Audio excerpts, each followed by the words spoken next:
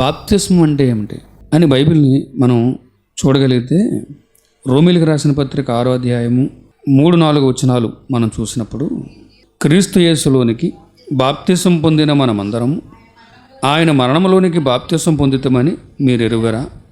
కాబట్టి తండ్రి మహిమ వలన క్రీస్తు మృతుల్లో నుండి ఎలాగూ లేపబడినో అలాగే మనమును నిత్యజీవం పొందిన వారమై నడుచుకున్నట్లు మనము బాప్తిస్మం వలన మరణంలో పాలు పొందుటకై ఆయనతో కూడా పాతిపెట్టబడితిమే. ఏమండి, క్రీస్తు వలె మనం కూడా ఆయన మరణంలో పాలు పొందటం నిమిత్తం మనం కూడా ఏమయ్యాం? చనిపోయాం అంటున్నాడు. అంటే బాప్తిస్మము అని అంటే చనిపోయి పాతిపెట్టబడ్డాము అని ఇక్కడ చెప్తున్నాడు. అలానే కొలస్సీలకు రాసిన పత్రిక 2వ అధ్యాయం 12వ వచనం మనం చూడగలిగితే, మీరు బాప్తిస్మమందు ఆయనతో కూడా పాతిపెట్టబడిన వారై ఆయనను మృతుల్లో నుండి లేపిన దేవుని ప్రభావమందు విశ్వాసం ఉంచడం ద్వారా ఆయనతో కూడా లేచితిరే. అంటే బాప్తిస్మము అని అంటే చనిపోయి పాతిపెట్టబడ్డాం, తిరిగి లేచాం అంటున్నాడు. అంటే బాప్తిస్మం అని అంటే చనిపోయి తిరిగి లేచుట. అలానే ఆ పదానికి కూడా అర్థం ఏమిటి అని అంటే, బాప్తిస్మం అనే తెలుగు పదం కానీ ఇంగ్లీష్ పదం కానీ గ్రీకు భాషలోని బాప్టిజో అనే పదం నుంచి సంగ్రహించబడ్డాయి. అంటే గ్రీకు భాషలోని బాప్టిజో అనే పదానికి అర్థం ఏంటి అని అంటే సమాధి చేయుట, ముంచుట అని అర్థం. అంటే ఇప్పుడు బాప్తిస్మం అంటే ఏంటి? సమాధి చేయుట. అంటే ఇప్పుడు ఏమి సమాధి చేయబడింది అని అంటే మనం చూడగలిగితే రోమీలకు రాసిన పత్రిక 6వ అధ్యాయం చూడండి. ఇంతకుముందు చదివిన మాటల్లో ఆ పై మాట 2వ వచనం మనం చూడగలిగితే, పాపం విషయమై చనిపోయిన మనము ఇక మీదట ఎలాగూ దానిలో జీవించుదుము. చాలమ్మా. అంటే పాప విషయంలో చనిపోయి దేవుని కొరకు బ్రతకడానికి తిరిగి లేవడమే ఏంటి చెప్పండి? బాప్తిస్మం. అంటే పాపం విషయంలో చనిపోయి మన ప్రాచీన స్వభావాన్ని, ప్రాచీన జీవితాన్ని సమాధి చేసి నూతనమైన జీవితాన్ని కలిగి తిరిగి లేవడమే ఏంటి చెప్పండి? బాప్తిస్మం. అంటే పాత జీవితాన్ని సమాధి చేసాం, పాత జీవితాన్ని సమాధి చేసి ఇప్పుడు క్రొత్త జీవితాన్ని ప్రారంభించాం. అలానే బాప్తిస్మం అని అంటే అక్కడ క్రీస్తు రక్తంలో మనం కడగబడటం, ఇది కూడా మనకు తెలుసు.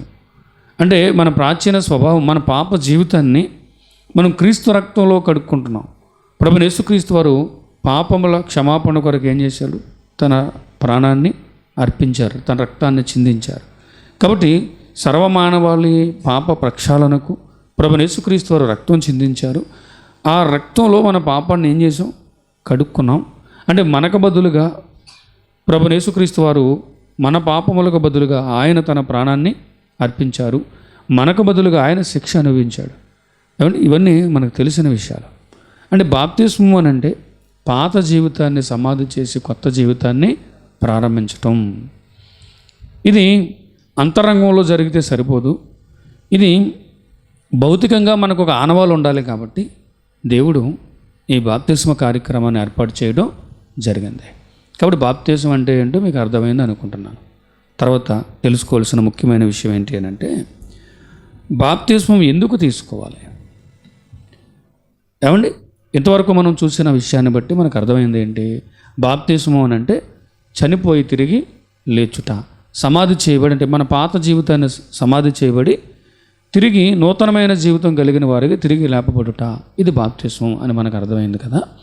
అసలు బాప్తిస్మం ఎందుకు తీసుకోవాలి అని మనం ఆలోచిస్తే, అపోస్తలుల కార్యములు 2వ అధ్యాయం 37వ వచనం నుంచి వ్రాయబడిన సందర్భం మనం చూస్తే, పెంతెకొస్తు పండుగ దినాన్న పరిశుద్ధాత్ముడు అధికారికంగా ఈ భూమి మీదకి వచ్చిన ఆ దినాన్న అపోస్తలులతో పాటుగా పేతురు గారు అక్కడ వాక్యాన్ని బోధించినప్పుడు ఆ దినాన్న అనేకులు పేతురు గారి దగ్గరికి వచ్చి, చూడండి 36వ వచనం ముందు చూద్దాం. అపోస్తలుల కార్యం 2వ అధ్యాయం 36వ వచనం, మీరు సిలువ వేసిన యేసునే దేవుడు ప్రభువుగాను క్రీస్తుగాను నియమించెను, ఇది ఇశ్రాయేలు వంశమంతయు రూఢిగా తెలుసుకొనవలనని చెప్పెను. వారు ఈ మాట విని హృదయములో నొచ్చుకొని, సహోదరులారా, మేమేమి చేతుమని పేతురును కడమ అపోస్తులను అడుగగా, పేతురు, మీరు మారు మనసు పొంది పాప క్షమాపణ నిమిత్తము ప్రతివాడు యేసుక్రీస్తు నామమున బాప్తిసం పొందుడి. చాలమ్మా. ఇక్కడ మనం చూస్తే బాప్తిసం ఎందుకు పొందాలి అని అంటే, మొట్టమొదటిది ఏమిటి అని అంటే, మొట్టమొదటిగా పాప క్షమాపణ కొరకు. అంటే ప్రభువైన యేసుక్రీస్తు వారు మానవుల పాప క్షమాపణ కొరకు తన రక్తాన్ని చిందించాడు. ఆయన చిందించిన రక్తం ఇదిగో మన పాపాన్ని, మన జీవితాన్ని పవిత్రపరిచింది అనడానికి సాదృశ్యంగా భౌతికంగా మనం చేయాల్సిన పని ఏంటి అని అంటే, బాప్తిస్మం పొందాలి. అంటే బాప్తిస్మం వలన మొట్టమొదటిగా జరిగే కార్యం ఏంటి మన జీవితంలో అంటే, మన పాపం ఏమవుతుంది? క్షమించబడుతుంది. అంతవరకు మన జీవితంలో ఆలోచనల్లో కానీ క్రియల్లో కానీ మన జీవితంలో ఉన్నటువంటి పాపాన్ని ఇది ప్రభు రక్తంలో కడిగేసుకోవడానికి సాదృశ్యమే ఏంటి చెప్పండి? బాప్తిస్మం తీసుకోవటం. అంటే ఎందుకు తీసుకోవాలంటే మొదటి కారణం మనకు కనబడుతుంది. అలాగే ఇదే విషయాన్ని ఇంకా క్లియర్గా అర్థం చేసుకోవడానికి మరికొన్ని వచనాలు మనం చూద్దాం. అపోస్తల కార్యములు 22వ అధ్యాయం. పౌలు గారు మారు మనసు పొందిన తర్వాత వెంటనే ఏం జరిగింది అని మనం చూస్తే 22వ అధ్యాయం, అపోస్తల కార్యములు 22వ అధ్యాయంలో అననీయ తనతో చెప్పిన మాటను పౌలు గారు ఇక్కడ చెబుతున్నారు. అననీయ ఏం చెప్పారు? 22వ అధ్యాయం 16వ వచనం ఏమన్నారమ్మా? గనుక నీవు తడవు చేయటం ఎందుకు? లేచి ఆయన నామమును బట్టి ప్రార్థన చేసి బాప్తిసం పొంది నీ పాపములను కడిగి వేసుకొనుమని చెప్పెను. అంటే అననీయ వచ్చి పౌలు గారితో మాట్లాడుతూ, ఎందుకు ఆలస్యం చేస్తున్నావు? ప్రార్థన చేసుకో, బాప్తిసం తీసుకొని నీ పాపమును కడిగి వేసుకో. క్రీస్తు రక్తంలో నీవు పవిత్రపరచబడ్డానికి సాదృశ్యంగా దేవుడు ఏర్పరిచిన క్రియ ఏమిటి అని అంటే నీటిలో మునిగి లేవటం. ఆ బాప్తిస్మ కార్యక్రమంలో నువ్వు పాలు పొందు అంటున్నాడు. కాబట్టి పాప క్షమాపణ కొరకు బాప్తిస్మం తీసుకోవాలన్న విషయం మనకు అర్థమవుతుంది. చూడండి, అలానే బాప్తిస్మలో అంటే నీటిలో మునిగి లేవటం అని అంటే కేవలం అది భౌతికంగానే ఆలోచించేదో శరీర మాలిన్యమును కడుక్కున్నట్టుగా ఫీల్ అవుతారేమోనని ఒకటి రెండు విషయాలు మీకు చూపించాలనుకుంటున్నాను ఈ సందర్భంలో. ఎఫెసీలకు రాసిన పత్రిక 1వ అధ్యాయము 7వ వచనం చూడండి. ఎఫెసీలకు రాసిన పత్రిక 1వ అధ్యాయము 7వ వచనం. దేవుని కృపా మహిదైశ్వర్యమును బట్టి ఆ ప్రియుని యందు ఆయన రక్తం వలన మనకు విమోచనమును, అనగా మన అపరాధములకు క్షమాపణ మనకు కలిగి ఉన్నది. అక్కడ చూడండి ఏమంటే, దేవుని కృపా మహిదైశ్వర్యమును బట్టి ఆ ప్రియుని యందు ఆయన రక్తం వలన మనకు విమోచన కలుగుతుంది, అనగా మన అపరాధములకు క్షమాపణ కలుగుతుంది అంటున్నాడు. అంటే ప్రభు రక్తం వలన మన అపరాధములకు క్షమాపణ కలుగుతుంది. ఇది కూడా చాలామంది అర్థం చేసుకునే పాయింటే. అదేంటనేది మనకి తెలుసు. ఈ సందర్భంలో మరి ఆ ఒక్క మాట గురించి చర్చిస్తే చాలా సమయం పడుతుంది. ఆయన రక్తంలో మనం ఎలా కడగబడుతున్నాం అనేది మనం చాలాసార్లు చర్చించాం. అది విశ్వాస సంబంధమైన విషయం. ఏమండి, ఇక ఇంకొక మాట మనం చూస్తే మత్తయి సువార్త 26వ అధ్యాయం 28వ వచనం చూడండి. మత్తయి సువార్త 26వ అధ్యాయం 28వ వచనం ప్రభువైన యేసుక్రీస్తు వారు చెప్తున్నటువంటి మాట. మత్తయి సువార్త 26వ అధ్యాయం 28వ వచనం. ఇది నా రక్తము, అనగా పాప క్షమాపణ నిమిత్తము అనేకుల కొరకు చిందింపబడుచున్న నిబంధన రక్తము. సరే, అంటే అనేకుల పాప క్షమాపణ కొరకు చిందింపబడుతున్న నిబంధన రక్తము అంటున్నాడు.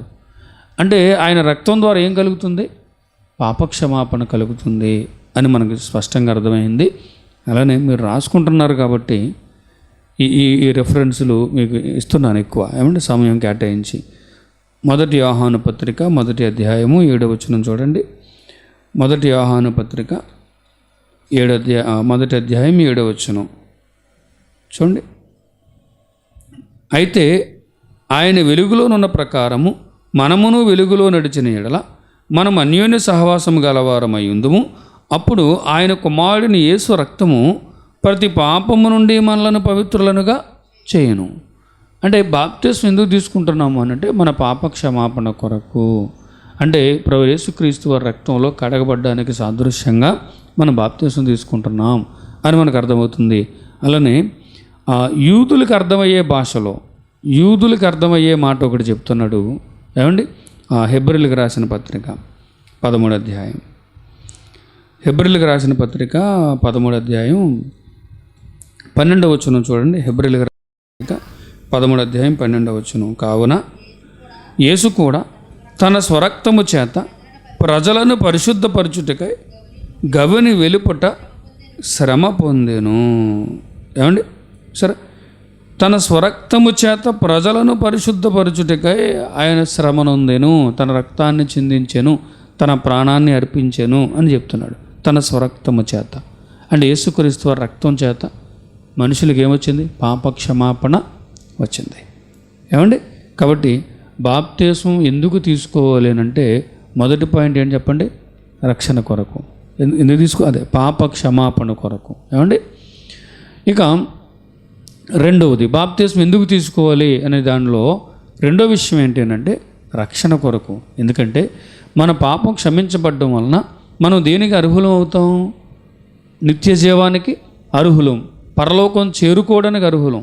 ఎందుకంటే మనం పరలోకం వెళ్ళాలి అని అంటే మన పాపం అడ్డొస్తుంది. కాబట్టి దేవుడున్న మహాలోకంలో పరిశుద్ధుడైన దేవునితో పాటు మనం శాశ్వత కాలం ఉండాలి అని అంటే మన పాపం అడ్డుగా ఉంది. కాబట్టి ఈ పాపాన్ని క్షమించడానికి ప్రభువైన యేసుక్రీస్తు వారి లోకానికి వచ్చి తన ప్రాణాన్ని అర్పించి రక్తాన్ని చిందించి మనల్ని కడిగాడు. అంటే మన పాపాన్ని క్షమించాడు. దేని కొరకు? రక్షణ కొరకు, మన రక్షణలోకి నడిపించడానికి. కాబట్టి రెండవది మనకి ఏమొస్తుందో చెప్పండి? రక్షణ. అయితే ఈ రక్షణ విషయంలో ఒక క్రమాన్ని మనం ఖచ్చితంగా ఈ సమయంలో జ్ఞాపకం చేసుకోవాలి. ఏమండి? మనకు తెలుసు ఎంత గొప్ప రక్షణను మనం నిర్లక్ష్యం చేసిన ఎడల ఎలాగూ తప్పించుకుందాము. దేని నుంచి తప్పించుకోవటం? వేదనకరమైన స్థలం ఒకటి ఉంది, భయంకరమైన లోకం ఒకటి ఉంది. ఆ భయంకరమైన లోకం నుంచి తప్పించుకోవాలి అంటే మనకు రక్షణ అనే అర్హత పత్రం మన దగ్గర ఉండాలి. ఆ రక్షణ మనకు ఎలా వస్తుంది అని అంటే బాప్తిస్మం ద్వారా వస్తుంది. బాప్తిస్మం పొందినప్పుడు పాప క్షమాపణ పొందుతున్నాము. పాప క్షమాపణ ద్వారా మనకి ఏమొస్తుంది? రక్షణ కలుగుతుంది, రక్షణ వస్తుంది. మనం రక్షణలో ప్రవేశిస్తున్నాం. ఓకే, బాగుంది. మరి ఈ రక్షణ బాప్తిస్మం పొందటం ద్వారా వస్తుంది కదా. అయితే దీనికి ఒక క్రమం ఉంది, దీన్ని గమనించాలి మనం. నీటిలో మునిగినంత మాత్రం రక్షణ వచ్చేది. ఏంటా క్రమం అని అంటే మనకు తెలుసు. కొన్ని వచనాలు చూద్దాం ప్రియమైన దేవుని వర్లారా. కొన్ని వచనాలు. ఏమండి? రోమీలకు రాసిన పత్రిక 10వ అధ్యాయము. రోమీలకు రాసిన పత్రిక 10వ అధ్యాయము 9వ వచనం చూడండి. అదేమనగా యేసు ప్రభువని నోటితో ఒప్పుకొని దేవుడు మృతుల్లో నుండి ఆయనను లేపినని నీ హృదయమందు విశ్వసించిన ఎడల నీవు రక్షింపబడుదువు అన్నాడు. అంటే ఫస్ట్ విశ్వసించాలి. ఏం చేయాలి? విశ్వసించాలి, నోటితో ఒప్పుకోవాలి. ఏదైతే మనం వింటున్నామో ఈ లోకం శాశ్వతం కాదు అని, శాశ్వత లోకాలు ఉన్నాయి అని, మనం నివసిస్తున్న ఈ శరీరం శాశ్వతం కాదు అని, ఏనాటికైనా ఈ శరీరాన్ని విడిచి వెళ్ళిపోవాలి అని, అలా వెళ్ళిపోయినప్పుడు క్రీస్తు న్యాయపీఠం ముందు మనం నిలబడాలి అని, అలా నిలబడినప్పుడు మనం అనీతిమంతులుగా ఉంటే శాశ్వతమైన నరకశిక్షలోనికి వెళ్ళిపోవాలి అని, ఆ నరకశిక్ష నుంచి తప్పించడానికే యేసుక్రీస్తు వారి లోకానికి వచ్చారు అని, ఇవన్నీ కూడా మనం ఏం చేయాలి చెప్పండి? విశ్వసించాలి, నోటితో ఒప్పుకోవాలి, విశ్వసించాలి. అంటే బాప్తిస్మమునకు ముందు ఏం జరుగుతుంది వ్యక్తి జీవితంలో అంటే వాక్యం వింటున్నాడు, విన్న వాక్యాన్ని ఏం చేస్తున్నాడు? విశ్వసిస్తున్నాడు. విశ్వసించాలి. ఇది మొదటి స్టెప్. ఇదే బాప్తిస్మం తీసుకోవడానికి ముందు ప్రతి వ్యక్తిలో జరగాల్సినటువంటి తీసుకోవాల్సిన నిర్ణయాలలో మొదటిది ఏంటి చెప్పండి? విశ్వసించాలి. ఏదైతే బైబిల్ చెబుతుందో, ఏదైతే దేవుని గూర్చి, ఆయన కార్యాలను గూర్చి, రాబోతున్న శాశ్వత జీవితాన్ని గూర్చి బైబిల్ చెబుతూ వచ్చిందో ఆ విషయాల్లో మనం ఏం చేయాలి? విశ్వసించాలి ఫస్ట్. తర్వాత ఏమండి, తర్వాత ఏం చేయాలి? అదే అధ్యాయం 13వ వచనం చూడండి. 13వ వచనం ఏమన్నాడు? ఎందుకనగా ప్రభు నామమును బట్టి ప్రార్థన చేయవాడెవడో వాడు రక్షింపబడును అన్నాడు. ఎప్పుడైతే విన్నామో, ఈ విషయాలన్నీ విన్నామో, మనలో పశ్చాత్తాపం కలుగుతుంది. ఎందుకు పశ్చాత్తాపం కలుగుతుంది? దేవుని ప్రేమ ఏంటి, అసలు ఆయన ఈ సృష్టిని కలిగించడం వెనుకున్న ఆయన ఉద్దేశం ఏంటి, ఎంతవరకు దేవుడు నన్ను ఇదిగో ఎంతగా పోషించాడు, ఈరోజు వరకు నేను సజీవ రెక్కల్లో ఉండి ఈ యొక్క సత్యాన్ని నేను వినగలుగుతున్నాను అని అంటే నా పట్ల ఎంత కృప చూపించాడు, అలాంటిది నేను ఎంత నిర్లక్ష్యం చేశాను అని ఆలోచించినప్పుడు ఆ వ్యక్తులు ఏం కలుగుతుంది? పశ్చాత్తాపం కలుగుతుంది. వెంటనే నన్ను క్షమించు ప్రభువా అని దేవుణ్ణి వేడుకుంటాడు. ఆ వేడుకోలు అతను ఎందులోకి నడిపిస్తుంది? రక్షణలోనికి నడిపిస్తుంది. సరే, అంటే ఫస్ట్ వాక్యం వినాలి, విశ్వసించాలి, నోటితో ఒప్పుకోవాలి. తర్వాత ఏంటి చెప్పండి? ప్రార్థన చేసుకోవాలి, పశ్చాత్తాపంతో ప్రార్థన చేసుకోవాలి. ఇక తర్వాత ఏం చేయాలి అంటే ఇప్పుడు చూడండి, మార్కు సువార్త 16వ అధ్యాయం 16వ వచనం. నమ్మి బాప్తిసం పొందినవాడు రక్షింపబడును, నమ్మని వానికి శిక్ష విధింపబడును. ఇది 3వది. సరే, అంటే బాప్తిసం తీసుకోవడానికి ముందు ఏం జరగాలి వ్యక్తి జీవితంలోనంటే వినాలి, విశ్వసించాలి, నోటితో ఒప్పుకోవాలి, ప్రార్థన చేసుకోవాలి. ఈ క్రమం ఉండాలి. ఆ తర్వాత ఏం చేయాలి? బాప్తిస్మం తీసుకోవాలి. వారే రక్షణలోనికి వచ్చినవారు. ఎంత ఇంపార్టెంట్ విషయం అంటే ఇది. నికోదేము రాత్రి వేళ ప్రభు దగ్గరికి వచ్చి మాట్లాడుతున్న సందర్భంలో ప్రభు నికోదేముతో ఏం చెప్పాడు? యోహాను సువార్త 3వ అధ్యాయం ప్రారంభ వచనాల నుంచి ఉంటుంది. ఒకడు నీటి మూలముగాను ఆత్మ మూలముగాను జన్మించితేనే తప్ప వాడు నిత్యరాజ్యంలోనికి లేదు, దేవుని రాజ్యంలో ప్రవేశించడని నిశ్చయముగా నీతో చెప్పుచున్నాను అన్నాడు. అంటే నీటి మూలముగాను ఆత్మ మూలముగాను జన్మించితేనే కానీ దేవుని రాజ్యంలో ప్రవేశించడు అని ప్రభువు చెబుతున్నాడు కదా. నిశ్చయముగా మీతో చెప్పుచున్నాను అంటున్నాడు. కాబట్టి ఖచ్చితంగా ఏం చేయాలి? ఈ క్రమంలో ప్రతి ఒక్కరూ రక్షణలోనికి రావాలంటే ఏం చేయాలి? బాప్తిస్మం తీసుకోవాలి, నీటి మూలముగా జన్మించటం జరగాలి. కాబట్టి ఈ క్రమం చాలా ముఖ్యం. దురదృష్టం ఏంటి అని అంటే సమాజంలో ఈ క్రమం కనుమరుగైంది. వివాహాల కొరకు లేదా ఇంకా ఏదో లబ్ధి కొరకు బాప్తిసం తీసుకుంటున్న వాళ్ళని మనం చూస్తున్నాం. ఇది చాలా దురదృష్టకరమైన విషయం కాదంటారా? రక్షణకు ఏమండి తొలిమెట్టు బాప్తిస్మం. ఒక మనిషి రక్షణలో ప్రవేశించడానికి ఒక గేట్ లాంటిది బాప్తిస్మం. అలాంటిది ఆ బాప్తిస్మమును కూడా నిరర్ధకము చేస్తూ నిర్లక్ష్యంగా మారుస్తూ వాక్య విరుద్ధంగా మార్చటం చాలా దురదృష్టకరమైన విషయం అండి. ఆచారంగా మార్చి ఏదో పెళ్లి బాప్తిస్మాలు అని అన్నట్టుగా మార్చేసి బాప్తిస్మకు వెనుకున్నటువంటి ఆంతర్యాన్ని కనుమరుగు చేయటం చాలా దురదృష్టకరమైన బాధాకరమైన విషయం. నేడు చాలామంది క్రైస్తవ సంఘాలలో సభ్యులుగా కొనసాగుతున్నవారు ఇలాంటి వారే. పెళ్లి సమయాల్లో అంటే వారికి వాక్యం వినటం, మారు మనసు పొందటం, విశ్వాసం ఉంచటం ఇవేమీ తెలీదు. వినాలి, విశ్వసించాలి, మారు మనసు పొందాలి, ఏమండి ప్రార్థన చేసుకోవాలి పశ్చాత్తాపంతో. అప్పుడు సేవకుని దగ్గరికి వెళ్ళి అయ్యా మాకు బాప్తిస్మం ఇవ్వండి అని అనాలి, వారు అడగాలి. ఈ క్రమం లేదు. ఆ క్రమం ఎందుకు లేదు అని అంటే ఇది ఇలాంటి మూలపాఠాలు మర్చిపోవటం, ఇలాంటి మూలపాఠాలని తిరస్కరించడం, విస్మరించటం, ఏవైతే క్రైస్తవ పునాదులు ఉన్నాయో వాటిని పాడు చేయటం ఈరోజు సమాజంలో మనం చూస్తున్నాం. మరి అలాంటప్పుడు నిజంగా ఇది సత్యమని నమ్ముతున్న మనం ఈ విషయాల గురించి ఎవరితోనైనా చర్చిస్తున్నామా? ఎవరితోనైనా ఈ సత్య సంబంధమైన విషయాలను గురించి ఒక మనిషి రక్షణలోనికి రావటం అనేది ఎంత ప్రాముఖ్యమైనదో మనకు తెలుసు కదా. మరి అలాంటప్పుడు వారిని రక్షణలోకి నడిపించడానికి ఇలాంటి విషయాల గురించి మనం నిజంగా చర్చించగలుగుతున్నామా? మాట్లాడగలుగుతున్నామా? వారికి అర్థమయ్యేలా చెప్పగలుగుతున్నామా? ఒకసారి ఆలోచించండి ప్రియమైన దేవుని వల్ల. ఇప్పటికీ సంఘాలలో సభ్యులుగా ఉంటున్న వారు చాలామంది నిర్లక్ష్యంగా వెళ్ళిపోతున్నారు, అవసరతను గుర్తించలేదు. నిజంగా బాప్తిస్మం ఎంత అవసరమైనది అని అంటే మనకు అర్థమవుతుంది. చెప్పండి, రక్షణలోనికి రావాలి అని అంటే దేవుడు ఏర్పరిచిన క్రమంలో ఒక గేట్ లాంటిది ఏంటి చెప్పండి? బాప్తిస్మం. కాబట్టి బాప్తిస్మం ఎందుకు తీసుకోవాలి అని అంటే పాప క్షమాపణ కొరకు. రెండు ఎందుకు తీసుకోవాలి? రక్షణ కొరకు. ఆ రక్షణ ఎలా వస్తుంది? ఒక క్రమం చెప్పాను మీకు. బాప్తిస్మం ద్వారా రక్షణ ఎలా వస్తుందంటే క్రమం. వాక్యం వినాలి, విశ్వసించాలి, నోటితో ఒప్పుకోవాలి, మారు మనసు పొందాలి, ప్రార్థన చేసుకోవాలి పశ్చాత్తాపంతో. ఆ తర్వాత బాప్తిస్మం పొందాలి, అప్పుడు రక్షణలోనికి వస్తున్నాడు. క్రమం మనకు తెలుసు. ప్రభు చెప్పాడు, నేను చెప్పు మాటల ప్రకారం మీరు చేయక ప్రభువా ప్రభువా నన్ను పిలుచుట ఎందుకు? కాబట్టి ఆయన చెప్పిన మాటల ప్రకారం మనం నడుచుకోవాలి. అంతేగాని మనకు అనుకూలంగా ఏదో మార్చేసుకుంటే మనకు అది క్షేమం కాదు. ఈరోజు సమాజం గుర్తించలేకపోయింది ప్రేమ దేవుని వల్ల.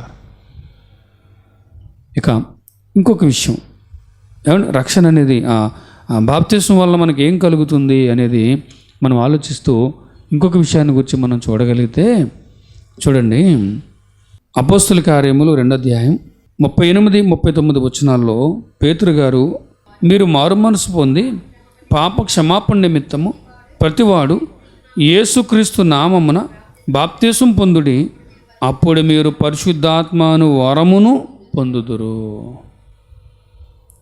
ఎప్పుడైతే మారు మనసు పొంది పశ్చాత్తాపంతో పాప క్షమాపణ నిమిత్తం మారు మనసు పొంది పశ్చాత్తాపంతో బాప్తిస్మం తీసుకుంటున్నాడో అతనిలోనికి ఎవరు వస్తున్నారు?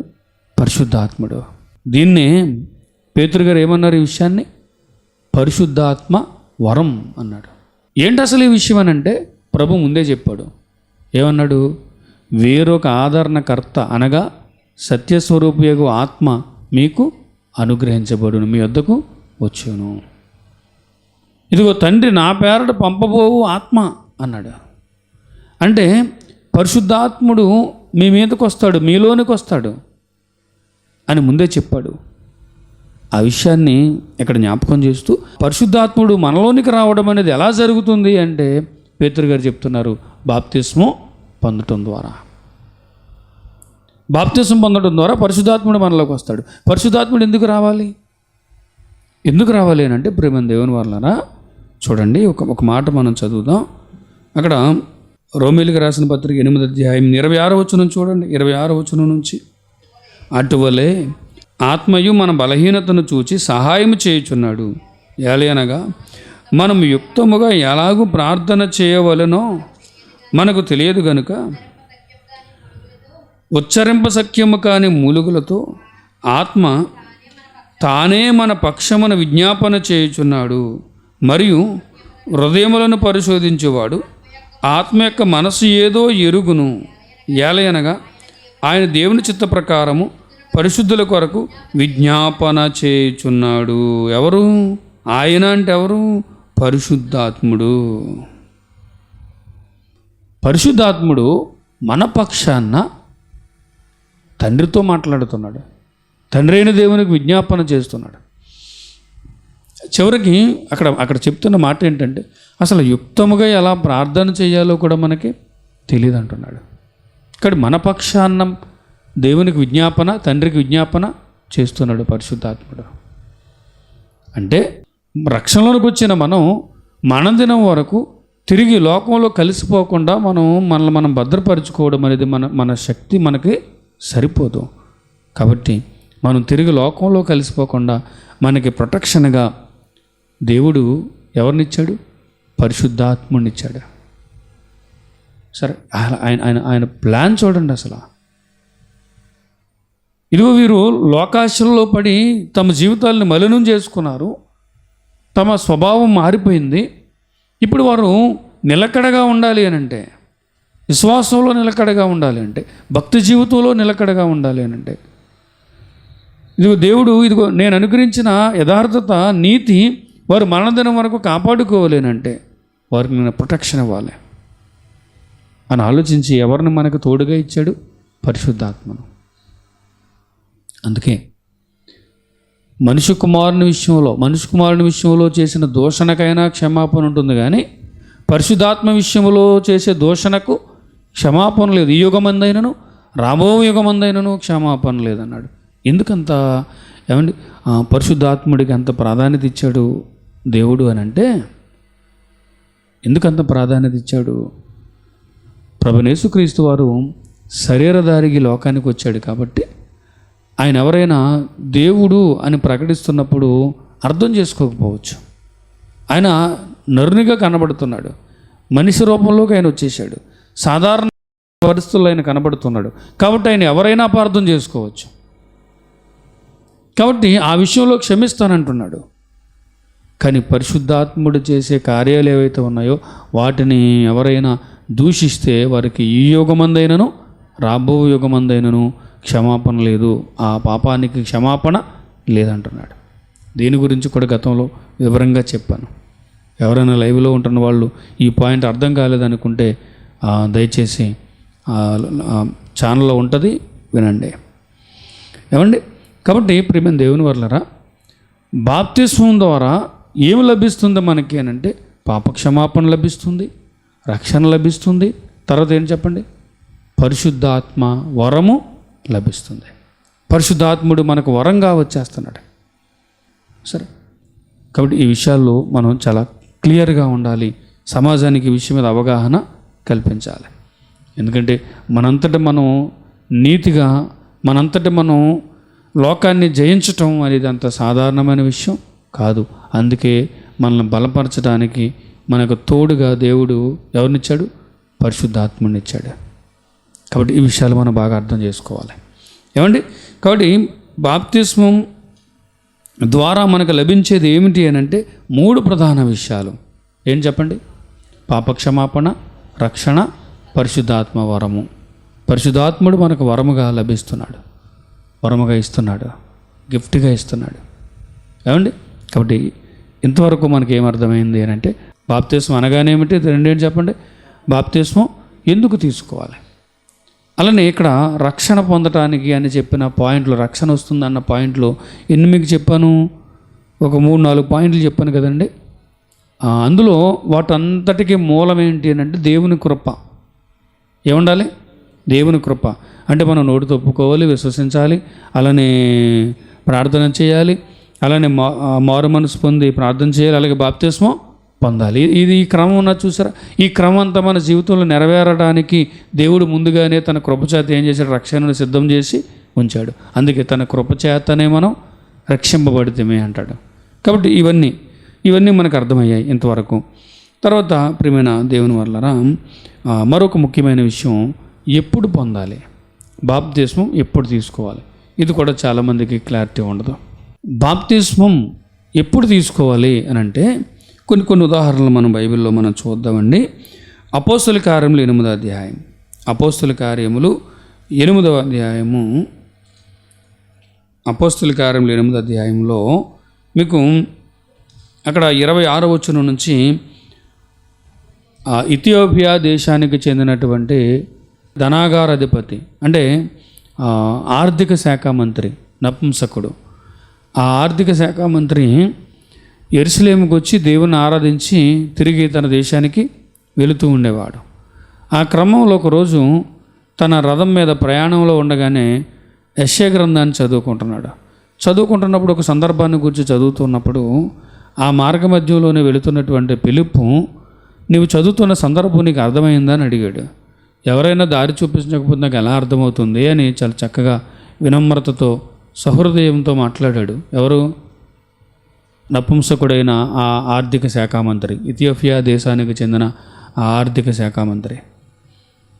అప్పుడు ఫిలిప్పు ఆయన చదువుతున్న ఆ ఆర్థిక శాఖ మంత్రి చదువుతున్నటువంటి యెషయా గ్రంథంలోని ఆ భాగాన్ని ఆధారం చేసుకుని ఆ మాటల అర్థం ఏంటి అని అంటే అది క్రీస్తుని గురించి రాయబడిన ప్రవచనం అని చెప్పి, క్రీస్తు త్యాగాన్ని గురించి, ప్రభు యొక్క ప్రాణత్యాగం వల్ల మనుషులకు లభించే రక్షణ గురించి వివరించినప్పుడు ఆ నపుంసకుడు అక్కడ ఎలా స్పందించాడు అని అంటే చూడండి, వారు త్రోవలో వెళ్ళుచుండగా నీళ్లున్న ఒక చోటికి వచ్చినప్పుడు నపుంసకుడు, ఇదిగో నీళ్లు, నాకు బాప్తిస్మిచ్చుటకు ఆటంకమేమని అడిగి రథము నిలుపుమని ఆజ్ఞాపించెను. ఫిలిప్పు, నీవు పూర్ణ హృదయముతో విశ్వసించిన ఎడల పొందవచ్చునని చెప్పెను. అతడు యేసుక్రీస్తు దేవుని కుమారుడని విశ్వసించుచున్నానని ఉత్తరమిచ్చాను. ఏమంటే ఆ క్షణం వాళ్ళు నీటిలోకి దిగి ఇద్దరు కూడా అక్కడ ఫిలిప్పు ఆ నపుంసకుడికి బాప్తిస్మం ఇచ్చినట్టుగా మనకి చాలా స్పష్టంగా అర్థమవుతుంది. అంటే ఎప్పుడైతే వాక్యం విన్నామో, ఎప్పుడైతే ప్రభువు మన హృదయాన్ని తడుతున్నాడో, మన మన మన తలుపు తీయమని ఆయన ఎప్పుడైతే తడుతున్నాడో, ఎప్పుడైతే పరిశుద్ధాత్ముడు మనలో బయట నుంచి మనం విన్న వాక్యాన్ని బట్టి మనల్ని ఒప్పింపజేస్తున్నాడో, దేని గురించి, తీర్పును గురించి, పాపమును గురించి, నీతిని గురించి, రాబోతున్న శాశ్వత జీవితం గురించి మనల్ని ఒప్పింపజేస్తున్నాడు. అప్పుడే మనం ఏం చేయాలి? బాప్తిస్మం తీసుకోవాలి, వాయిదా వేయకూడదు. ఎప్పుడైతే మనం వాక్యం విన్నప్పుడు మన హృదయాన్ని దేవుడు కదిలించాడో, మన హృదయాన్ని తడుతున్నాడో, అప్పుడే మనం బాప్తిస్మం తీసుకోవాలి. ఆ క్షణం అందే మనం బాప్తిస్మం తీసుకోవాలి. ఆ క్షణం దాటిపోయిందా మనకి వెంటనే విత్తనాల ఉపమానం గుర్తుకొచ్చేయాలి. 4 రకాల నేలల్లో విత్తనాలు పడ్డాయి.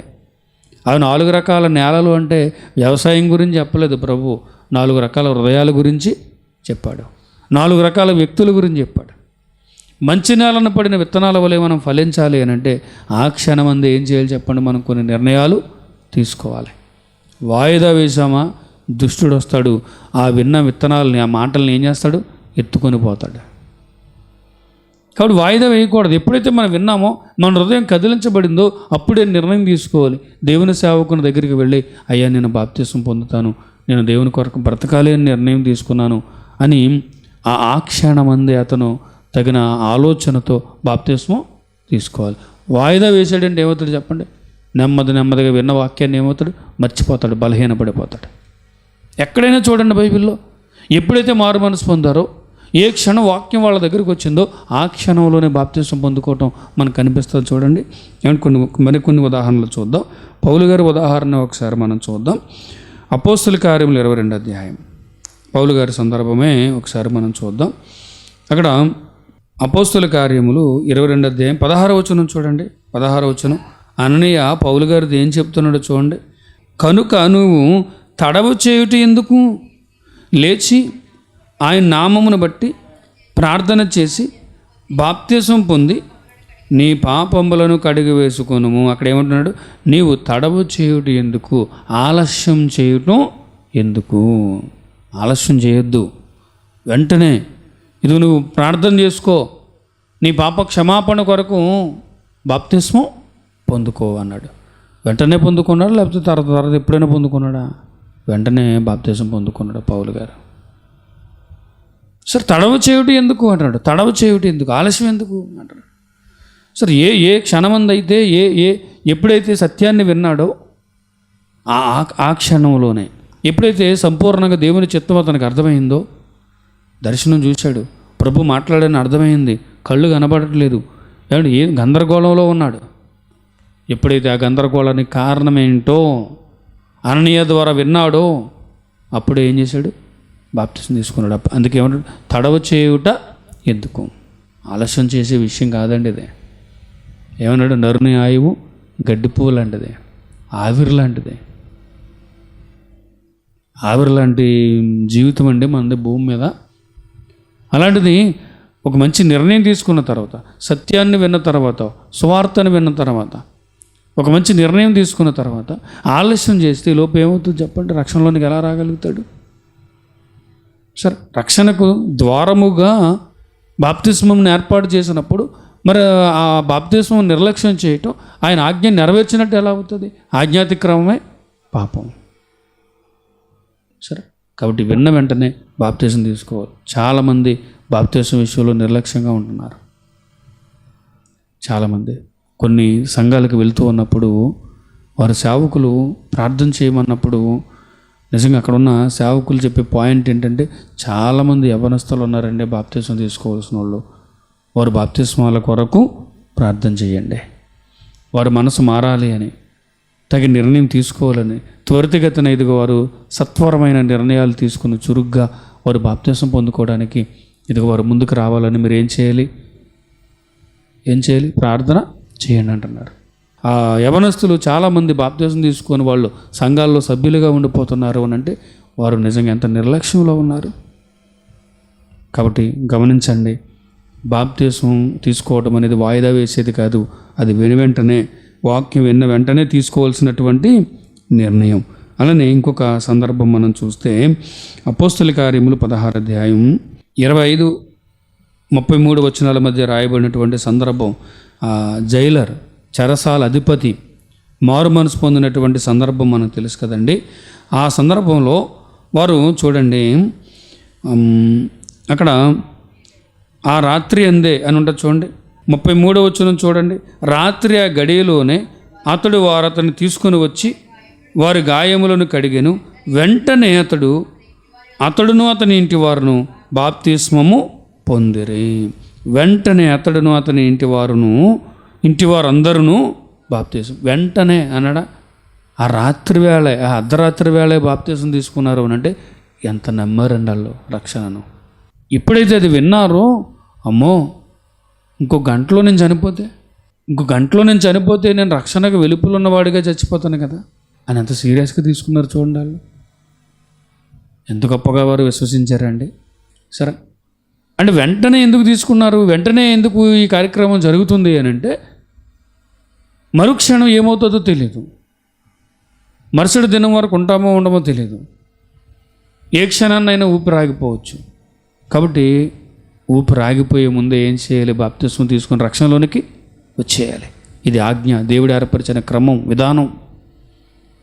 రక్షణలోనికి రావడానికి దేవుడు ఏర్పరిచిన విధానం అని గుర్తించారు వాళ్ళు. ఎవరండి వాళ్ళు? చెరసాల అధిపతి మరియు వారి కుటుంబ సభ్యులు, సమాజంలో గొప్పవారిగా మంచి స్థితిలో ఉన్నవారు. వారే ఏం చేశారు చెప్పండి? వెంటనే వారు బాప్తిస్మం పొందారు ఆ రాత్రి కాలంలోనే. మరి ఇది వింటున్నప్పుడు ఇప్పుడు మన దేవుని వాళ్ళరా సమాజానికి ఆలోచన కలిగించాలి కదా మన విషయాల గురించి. కాబట్టి వెంటనే. అలాగే పేతురు గారు ప్రారంభ సంఘం వేళ్ళునుకున్న ప్రారంభ దినాలన ఒక దినమందే 3,000 మందికి బాప్తిసం ఇచ్చడం, అపోస్తులు బాప్తిసం ఇవ్వటం మనం చూస్తాం కదా. 3,000 మంది బాప్తిసం పొందారన్నారు కదా. అపోస్తుల కార్యములు 2వ అధ్యాయం 41వ వచనం.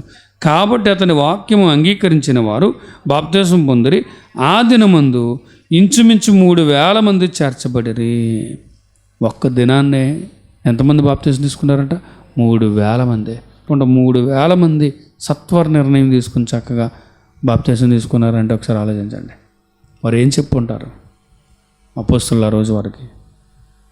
ఆలస్యం చేయకండి, తడవ చేయకండి అని చాలా సూటిగా స్పష్టంగా వాళ్ళకి అర్థమయ్యేలా చెప్పారు. కాబట్టి వాళ్ళు ఏం చేశారు? ఆ దినమందే 3,000 మంది బాప్తిసం తీసుకున్నారు. కాబట్టి ఎప్పుడు బాప్తిసం తీసుకోవాలంటే ఎప్పుడైతే వాక్యం విన్నామో.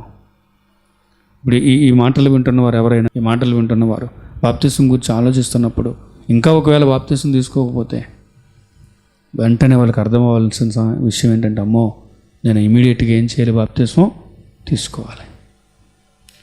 త్వరితగతిన నేను బాప్తిసం తీసుకోవాలి అనే నిర్ణయానికి రాకపోతే వాళ్ళకి అర్థం కానట్టే ప్రియమైన దేవుని వాళ్ళారా. దయతో ఆలోచించండి.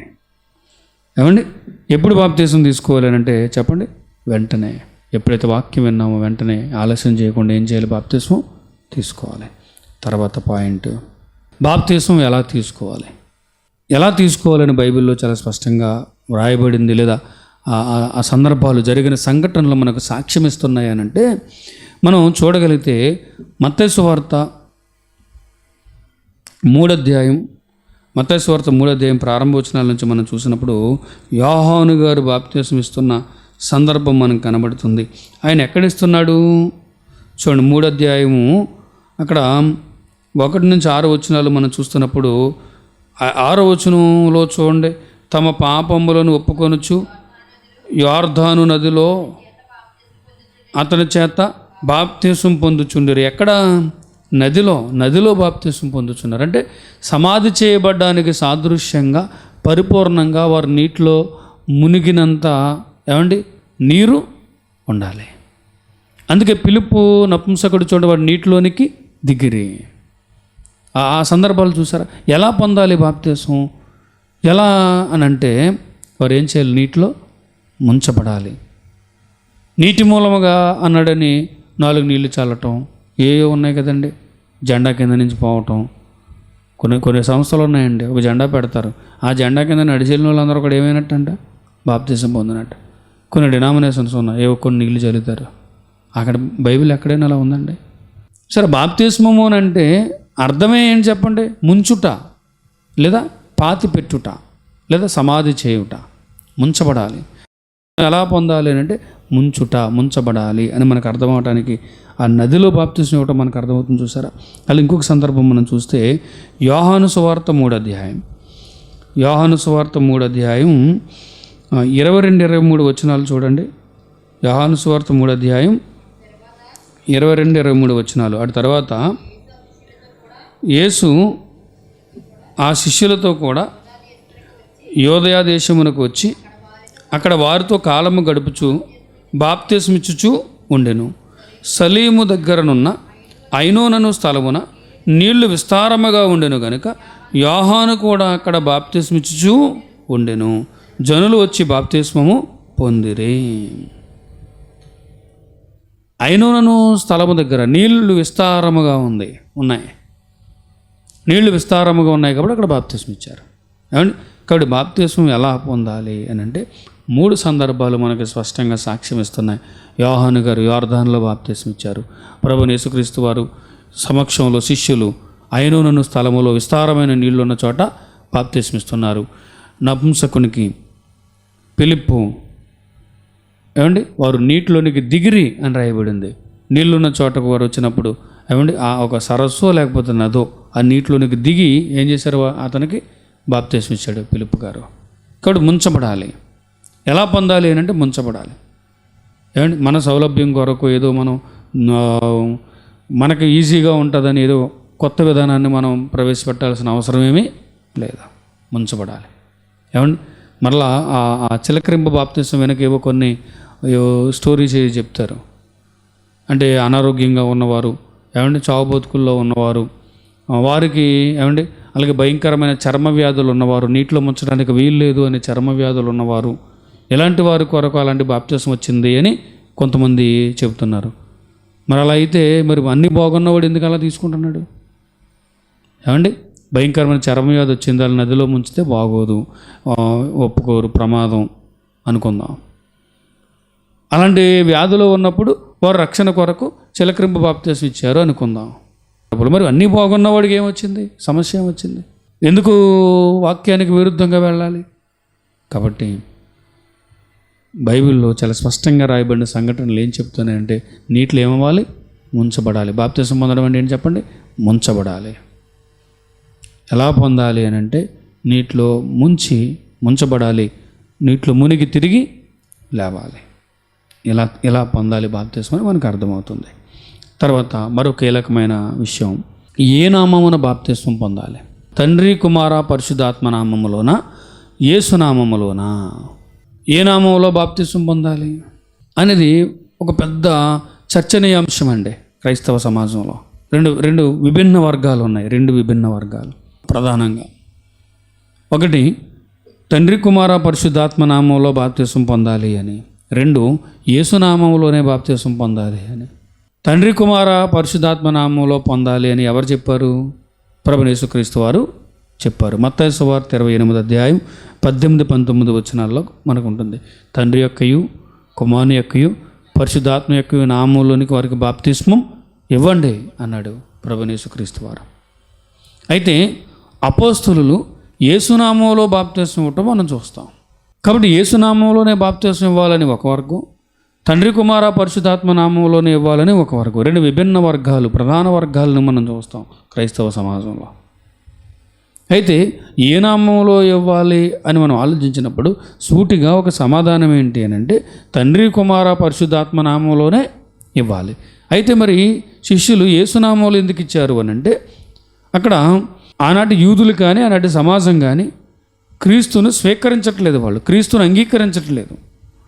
యూదులైతే తండ్రి అయిన దేవుడిని అంగీకరించాల్సిన అవసరం ఏమి లేదు, ఆల్రెడీ అలా అంగీకరించిన వాళ్ళు. తండ్రి అయిన దేవుని నామంలో బాప్తిసం పొందండి అంటే వాళ్ళకి ఇబ్బంది ఏమీ లేదు. కానీ వారికి ఇబ్బంది ఎవరు? యేసుక్రీస్తు వారు. మరి తండ్రి అయిన దేవుడు ప్రభుని యేసుక్రీస్తు వారి ద్వారానే కదా రక్షణను మనకు ఏర్పాటు చేశాడు. వాళ్ళప్పుడు తండ్రి అయిన దేవుడిని మనం అంగీకరించాలి, ప్రభు యేసుక్రీస్తు వారిని అంగీకరించాలి. అలానే మనం రక్షణలోనికి వచ్చిన తర్వాత మనం మరణదినం వరకు నమ్మకంగా ఉండాలంటే మనకి ప్రొటెక్షన్గా ఏర్పాటు చేసిన పరిశుద్ధాత్ముడిని కూడా మనం విశ్వసించాలి. మరి ముగ్గురిని మనం విశ్వసించాలన్నప్పుడు ఈ ముగ్గురు విషయంలో అవగాహన ఉండాలి కదా. ఆ అవగాహన ఉండకుండా లేదా క్రీస్తుని అంగీకరించాలి కదా. మరి క్రీస్తుని అంగీకరించినప్పుడు వారు ఎలా రక్షణలోనికి వస్తారు? అసలు క్రీస్తు ద్వారానే రక్షణ ఏర్పాటు చేయబడినప్పుడు వారు క్రీస్తులోనికి రావాలి అని అంటే క్రీస్తు ద్వారా రక్షణ ఏర్పాటు చేయబడినప్పుడు వారు క్రీస్తునే అంగీకరించకపోతే వారికి ఎలా రక్షణ వస్తుంది? కాబట్టి ఇది సమస్యగా ఉంది. కాబట్టి వారిని ఆలోచింపజేయడానికి ఏం చేశారు? వీళ్ళు యేసునామంలో బాప్తిస్మం ఇచ్చారు. పైగా అది అమాండ్మెంట్ జరుగుతున్న సమయం, అది సవరణ జరుగుతున్న సమయం. పాత నిబంధన నుంచి కొత్త నిబంధనకు మార్పు జరుగుతున్న సమయం అది.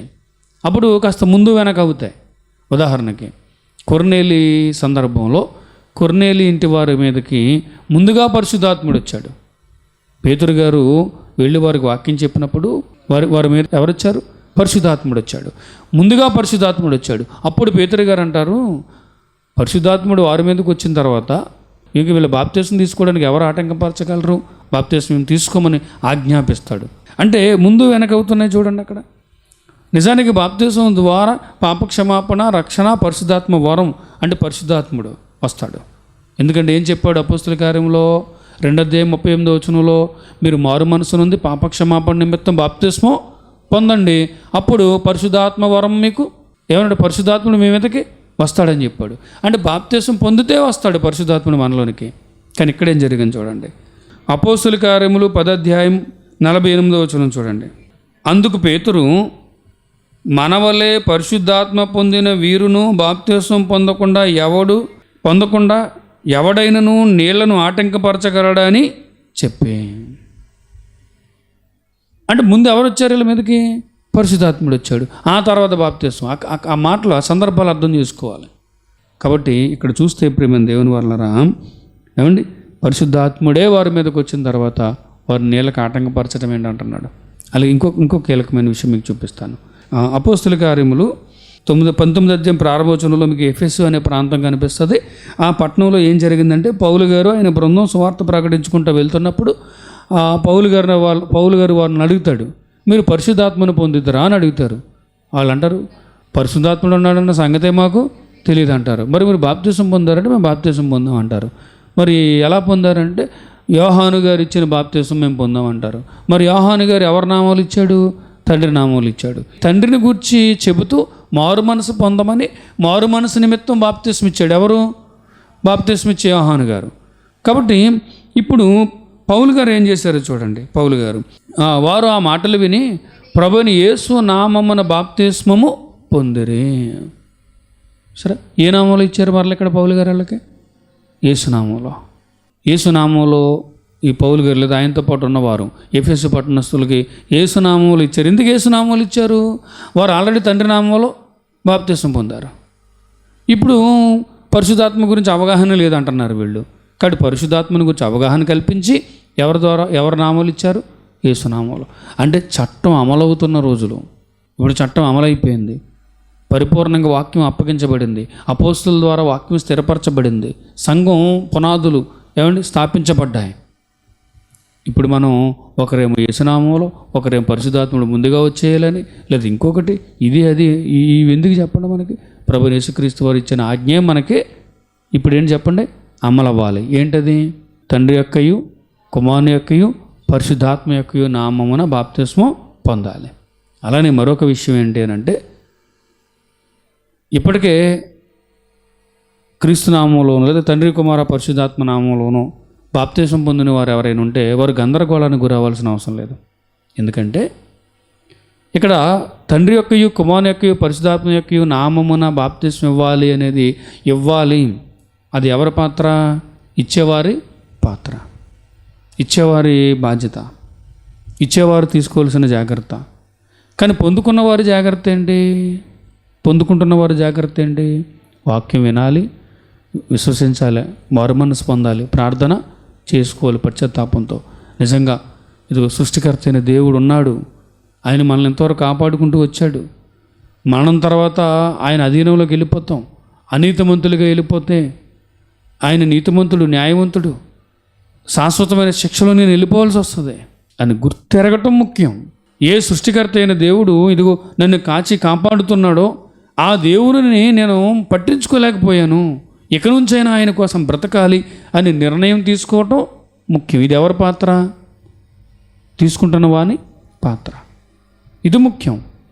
అలా కాకుండా ఒకవేళ ఇచ్చే ఆయన కూడా ఇస్తున్నప్పుడు ఆ కంగారులోనో పొరపాటులోనో ఏదో ఒక పదం పలకడం మర్చిపోయాడు అనుకోండి, అప్పుడు ఒకవేళ అతని బాధ్యత రాహిత్యంగా ఉండటం వల్ల అతన్ని ఏదైనా దేవుడు ఏమైనా శిక్షిస్తాడేమో తప్ప తీసుకున్న వాడికి ఏమీ నష్టం లేదు.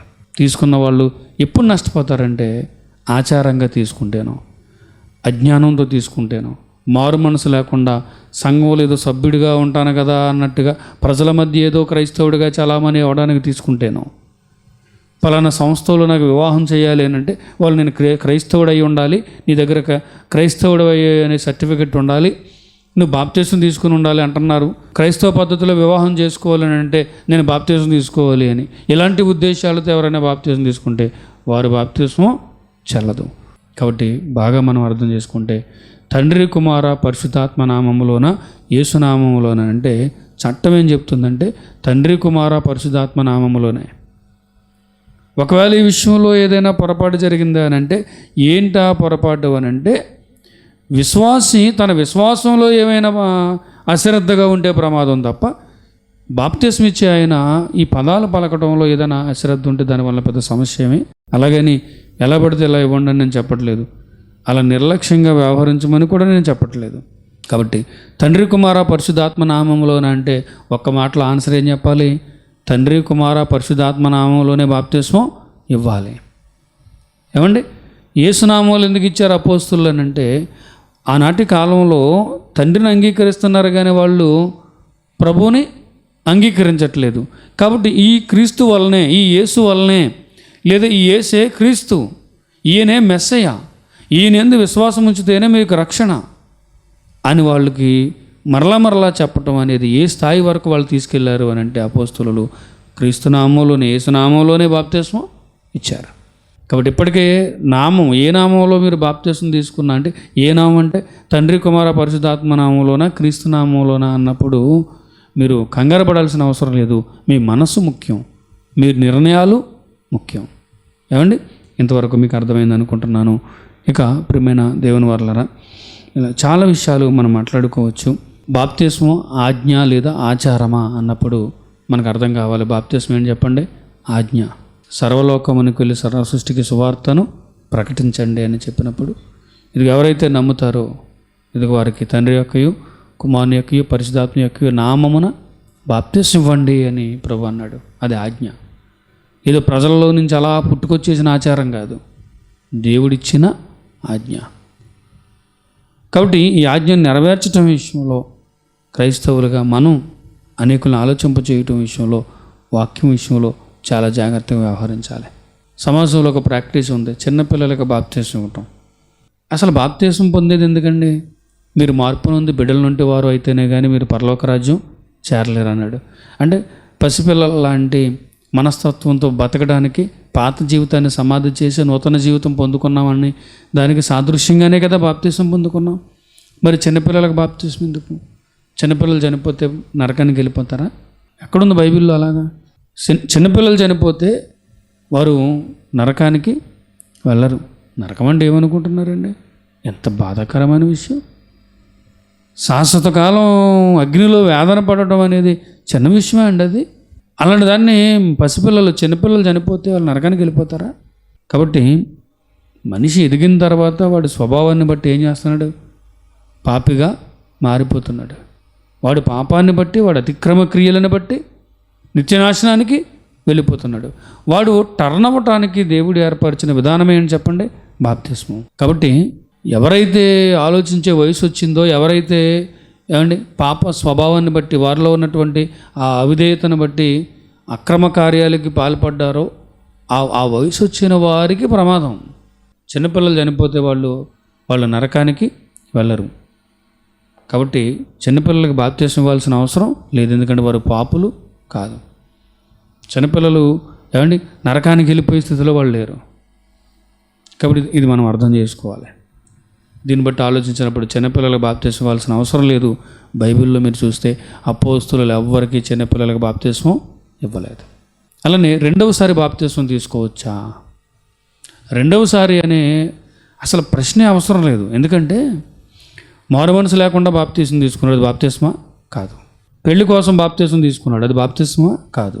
లేదా పలానా డినామినేషన్లో సభ్యుడిగా ఉంటేనే వారి ఊరిలో సమాధుల్లో చనిపోయిన తర్వాత పాతి పెట్టడానికి అవకాశం ఉంటుంది. కాబట్టి ఆ సంఘ సభ్యుడిగా ఉండాలంటే ఇప్పుడు ఏం చేయాలి? బాప్తీస్మం తీసుకోవాలి, అది బాప్తీస్మా. కాబట్టి అవి బాప్తీస్మాలు కాదు. అలాంటి వారు రక్షణలోనికి రాలేదు. మరి నమ్మి బాప్తీసం పొందినవాడు రక్షింపబడును.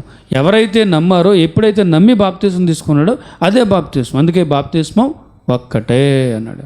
విశ్వాసం ఒక్కటే, బాప్తీసం ఒక్కటే, ఒక్కటే బాప్తీసం. ఆ ఒక్క బాప్తీసం తీసుకోకుండా ముందు ఇలాంటి ఎన్ని బాప్తీస్మాలు తీసుకున్నా అసలు బాప్తీస్మాలే కాదు.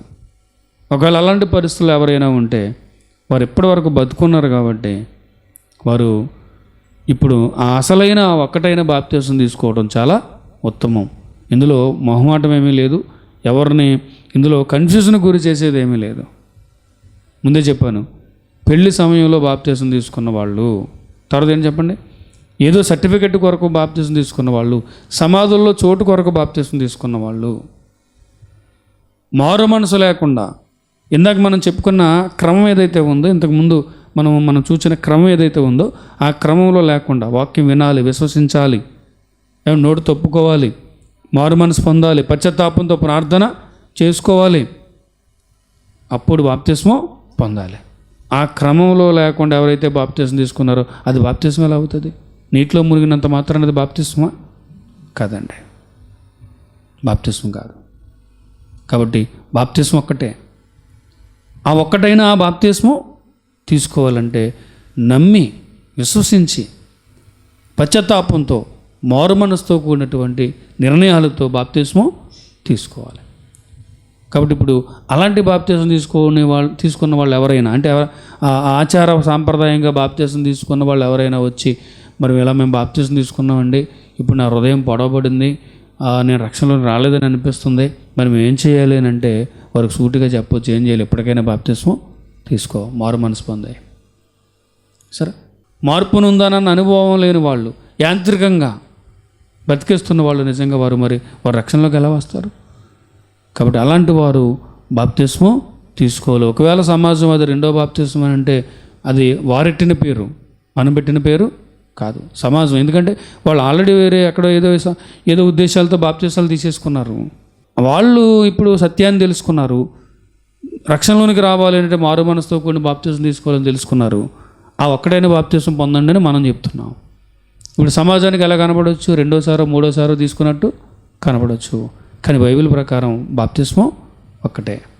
కానీ కొన్ని డినామినేషన్ల వాళ్ళు ఉన్నారు, వీరు మా ఆత్మీయ పిల్లలే అని వీళ్ళు మాకు కట్టుబడి ఉండాలి అని అంటే వీరికి మరలా మా చేతులతో ఏం చేయాలి, వీళ్ళకి బాప్తిస్మం ఇవ్వాలని మోసం చేస్తున్నారు. ఆల్రెడీ సరైన రీతిలో బాప్తిస్మం తీసుకున్న వాళ్ళను కూడా మోసం చేసి రెండోసారి ఏం చేస్తున్నారు, బాప్తిస్మం ఇస్తున్నారు. అది తప్పు. వారికి కూడా అర్థం అవ్వాలి అంతే. ఎక్కడ బాప్తిస్మం పొందామనేది కాదు, ఎవరి ద్వారా బాప్తిస్మం పొందామనేది కాదు. చెప్పండి, దేవుడు కోరుకున్న రీతిగా మనం బాప్తిస్మం పొందామా లేదా? అలా కానప్పుడు ఎప్పటికైనా ఏం చేయాలి, బాప్తిస్మం పొందుకోవాలి. నేను చాలా క్లియర్గా చెప్తున్నాను. ఇంతకుముందు ఆచారబద్ధంగా బాప్తిస్మం పొందిన వారైతే కనుక ఇప్పుడు ఏం చేయాలి, మారు మనసుతో కూడిన బాప్తిస్మం పొందండి, ఎప్పటికైనా బతుకున్నారు కాబట్టి అని చెప్తున్నాం. అలా కాదండి, జరిగింది ఏదో జరిగిపోయిందని సమాజం వైపు చూసి మూర్ఖంగా ఆలోచిస్తే అది చాలా ప్రమాదానికి దారితీయవచ్చు. ఎందుకు అంత రిస్క్ చేయటం? కాబట్టి అవకాశం ఉన్నప్పుడే ఏం చేయాలి చెప్పండి, మనం తగిన జాగ్రత్త తీసుకోవాలి. కాబట్టి సమాజం చూస్తున్నట్టుగా సమాజం నుంచి వచ్చిన ప్రశ్న, రెండవసారి బాప్తిస్మం తీసుకోవచ్చా అని అంటే రెండోసారే కాదు, మూడోసారే కాదు, అంతకుముందు తీసుకున్న బాప్తిస్మాలన్నీ వాక్యానుసారం కానప్పుడు ఇప్పటికైనా ఏం చేయాలి? వాక్యానుసారమైన బాప్తిస్మం తీసుకోవాలి. ఆ ఒక్కటైన బాప్తిస్మం తీసుకోవాలి. ఇక మరో ప్రశ్న మనకు కనబడుతుంది. యేసుక్రీస్తు వారు బాప్తిస్మం ఎందుకు పొందారు? ఎందుకంటే బాప్తిస్మం అనేది పాపక్షమాపణ కొరకు అన్నప్పుడు పాపమే చేయని ప్రభు ఎందుకు బాప్తిస్మం పొందాడు అనే ప్రశ్న వస్తుంది. యేసుక్రీస్తు వారు ఎందుకు బాప్తిస్మం పొందాడు అని అంటే రాబోతున్న క్రైస్తవులందరికీ కూడా మాదిరిగా ఉండటానికే. క్రైస్తవులకి అన్ని విషయాల్లో మాదిరిగా ఉండాలి. ఆయన అన్ని విషయాలలో మాదిరిగా ఉండాలంటే ఆయన కూడా బాప్తిస్మం తీసుకున్నాడు. అంతేగాని ఆయన పాప క్షమాపణ కొరకు కాదు. ఒక వ్యక్తి నూతన జీవితాన్ని ఎలా ప్రారంభించాలో చూపించడానికి ఏమండి బాప్తిస్మం తీసుకున్నాడు ఆయన. అంతే తప్ప ఆయన తన పాపాన్ని కడిగేసుకోవడానికి కాదు. ఆయన పాపమే చేయలేదు. ఆయన ఎందుకు ఏ నేరము లేదు. పాపం ఎరుగనివాడు ఆయన. ఆలోచనల్లో కూడా పాపం లేనివాడు. ఆలోచన అందు కానీ క్రియలు అందు కానీ ఎట్టి విధమైన పాపము లేనివాడు ఆయన. మరి బాప్తిస్మం పాపక్షమాపణ కొరకు అన్నప్పుడు ఆయన ఎందుకు తీసుకున్నాడు అని అంటే మాదిరి కొరకు, మాదిరిగా ఉండటానికి. ఎందుకంటే మన వాళ్ళు చాలా తెలివైన వాళ్ళు కదండి. యేసుక్రీస్తు వారే బాప్తిస్మం పొందలేదు, మనకెందుకు బాప్తిస్మం అంటారు కదా. మరి అందుకు ముందే ఎరిగిన ప్రభు ఏం చేశాడు చెప్పండి? ఆయన కూడా బాప్తిస్మం తీసుకున్నాడు. ఇప్పుడు ఎలాంటి ప్రశ్నలు కూడా మనం సమాధానంగా ఇలా క్లుప్తంగా మనం చెప్పుకోవచ్చు. ఈ విషయాన్ని మరలా మీ ముందుకు ఎందుకు తీసుకొచ్చానంటే ప్రేమ దేవుని వల్లరా, బాప్తిస్మం ద్వారానే రక్షణ, బాప్తిస్మం ద్వారానే పాపక్షమాపణ, బాప్తిస్మం ద్వారానే పరిశుద్ధాత్మ వరం. మరి అలాంటప్పుడు బాప్తిస్మాన్ని నిర్లక్ష్యం చేయటం అది ఎంత ప్రమాదం. కాబట్టి వీళ్ళందరికీ అవగాహన కల్పించాలంటే ముందు ఈ విషయంలో మనకి క్లారిటీ ఉండాలి. ఎప్పుడో చెప్పుకున్న విషయాలు ఇవి. దయతో ఈ మాట గమనించండి. ఇంకా మన కుటుంబాల్లో ఇంకెవరైనా బాప్తిస్మం పొందని వారు ఉంటే ఈ అంశాన్ని వారికి వినిపించాలి. బాప్తిస్మం యొక్క అవసరత ఏంటి అనేది వారికి అర్థం అవ్వాలి అని అంటే బాప్తిస్మం ద్వారానే రక్షణ కలుగుతుంది. ఎందుకంటే బాప్తిస్మం అంటే ఏంటి చెప్పండి? ప్రభు రక్తంలో కడగబడటం. ప్రభు రక్తంలో కడగబడడానికి సాదృశ్యం బాప్తిస్మం. అలాంటి బాప్తిస్మాన్ని మనం వాయిదా వేస్తుంటే మనం ఎలా రక్షణలో స్థిరపరచబడతాం, అలాగే మన కుటుంబాన్ని ఎలా రక్షణలో స్థిరపరచగలుగుతాం. కాబట్టి ఇంట్లో పెద్దలు, అలాగే తోడబుట్టిన వారు, అలానే ఇంకా స్నేహితులు, బంధువులు, ఇరుగు పొరుగు వారు, ఇంకెవరైనా మందిరాలకు వెళ్తూ కూడా వారు బాప్తిజం పొందని వారు ఎవరైనా ఉంటే వారందరికీ మనం ఏం చేయాలి చెప్పండి? అవగాహన కల్పించాలి. నిర్లక్ష్యం చేసే విషయం కాదు. కాబట్టి జాగ్రత్త పడదాం ప్రేమ దేవుని వల్లరా. ఏ విషయాలు మీ ముందు తీసుకొచ్చాను చెప్పండి? బాప్తిజం అంటే ఏమిటి? రెండేంటి చెప్పండి? బాప్తిజం ఎందుకు తీసుకోవాలి? మూడేంటి చెప్పండి? ఎప్పుడు తీసుకోవాలి? 4 ఎలా తీసుకోవాలి? 5 తండ్రి కుమార పరిశుద్ధాత్మ నామములోన యేసునామంలోన. 6 చిన్నపిల్లలకు బాప్తిజం ఇవ్వచ్చా? 7 యేసుక్రీస్తు వారు ఎందుకు బాప్తిజము తీసుకున్నారు, ఎందుకు బాప్తిజం తీసుకున్నారు? 8 రెండవసారి బాప్తిజము ఇవ్వచ్చా? రెండవసారి బాప్తిజము ఏమండి? ఇవన్నీ వరుస క్రమంలో ఇంకా కొన్ని విషయాలు నీటి మూలముగాను ఆత్మ మూలముగాను జన్మిస్తేనే తప్ప అన్నాడు కదా ప్రభు. నీటి మూలముగా జన్మించడం అని అంటే నీటిలో ముంచి లేవటం కదండి, మనకు తెలిసిన విషయమే. ఆత్మ మూలంగా జన్మించడం అంటే పరిశుద్ధాత్ముడు మనలోనికి రావటం.